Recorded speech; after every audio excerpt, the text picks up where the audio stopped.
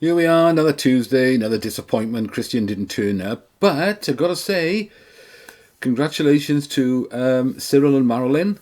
Cyril won a 40 grand golf, and what a guy. He's thinking about giving his golf to his son and his daughter-in-law, because his daughter-in-law is quite disabled and in a wheelchair.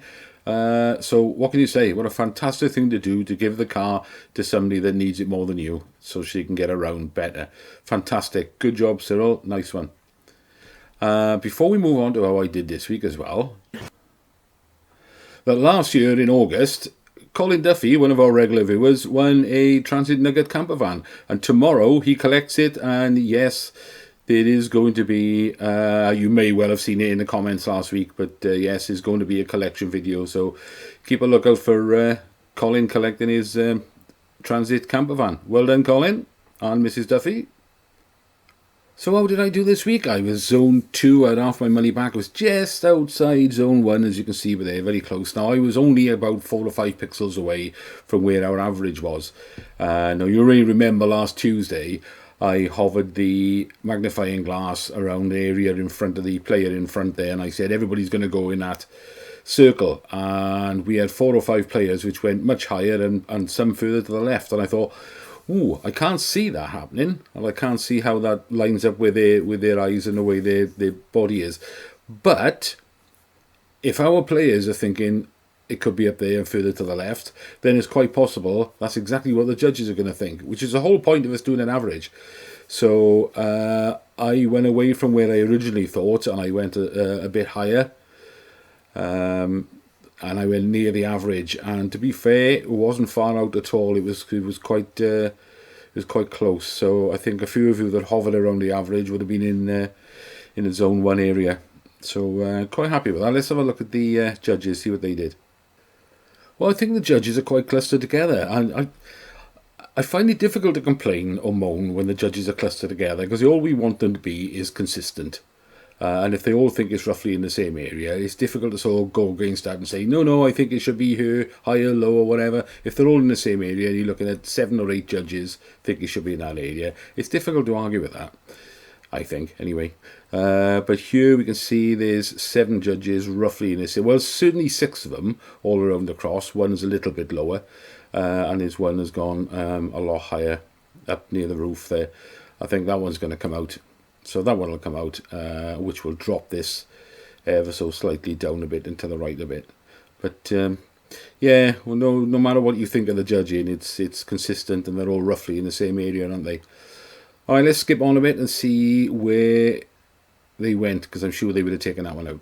Yeah, they did. They took that one out that was up on the tiles, and they've just stuck with the 7 that were in a big cluster down here. And yeah, I'm okay with that, because I think it's exactly the area where he's looking. This fella at the front is more or less exactly where the average cross is. I think it's a little bit high for the fella on the right. I would have personally put it lower than that. Well, I did on my original cross, but it's only because we had a couple of you guys went further up here that I thought, well, okay, if they'd gone up there, I'll move mine up near where the average is, and the average was relatively close to that. So yeah, I'm sure some of us would have done quite well this week. So let me know how you got on, guys. Let's know in the comments. Right, what about this week's picture then? Because that's I'm a bit thrown on this one. Let's have a look at it.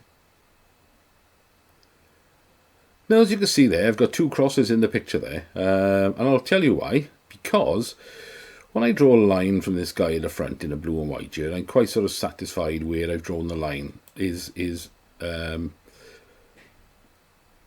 line of sight there, and I've drawn it up to the top right one there, which is not the first one I put in. The first cross I put in was below his elbow, and then I thought, nah, it could be further up. So he's looking along that line there, I think. Now, the fella on the left here at the back, he's the one that's throwing me, because if I look at his left eye, he's looking more or less down here. If I look at his right eye, he's looking more up towards that second cross. So I thought, oh, okay, yeah, so must be somewhere in between the two then. I thought, okay, I'll try something else as well. So I thought I'll draw a line from his eyebrow through his eye and see where he's looking there.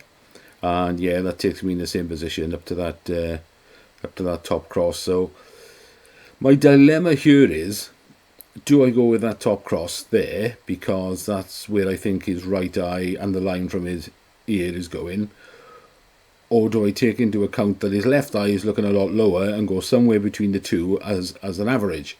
Because the judges tend not to do this. They'll tend to stick with either one player, or if they go with two players, they'll go with one eye. So if they're looking in completely opposite directions, they'll only pick one eye rather than go somewhere in between. But I think what I'm going to do in this case, do you know what? I don't know. I don't know what I'm going to do. As I think he's looking low, I think I'm going to go with the middle one. I think I'm going to take that first cross out, and I'm going to go with the lower cross there. That one, which is 2716947. But of course, I could change my mind in the meantime, and I probably will over the course of the week. So chuck a coordinate in, guys. Let me know. We'll do an average video on Saturday, and we'll see where the average is, because it was pretty good this week, I reckon. I think it was about borderline on zone 1, zone 2. Oh, we'll have a quick look at Revcomps. I didn't do anything yesterday. There was nothing that I fancied. Out of the cars for Thursday's draw, there's a Ferrari there I didn't bother with. I have got one ticket on the Ford Focus. Not that I'm particularly trying for a car, but I thought that'd be a nice upgrade, so I just bought one ticket. And I've got one ticket there on the campervan, which, as we know, I tell you every week, I'm after a campervan. So, of course, after last night's draw, they added more cars. There's a Dodge Challenger, SRT, Hellcat. I wouldn't want that. It's too big, too heavy, too thirsty. Porsche there, not cheap tickets, expensive tickets, because there's only 999 of them. So have a look at that one, because they're expensive tickets.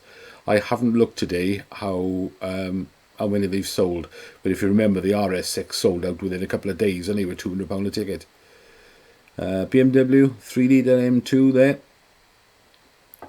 6,000 tickets, near enough. That's a good buy if you're after a car or something to sell. The Fiat Abarth, because there's only 3,000 tickets they're selling for that, and I think they were about £6 a ticket.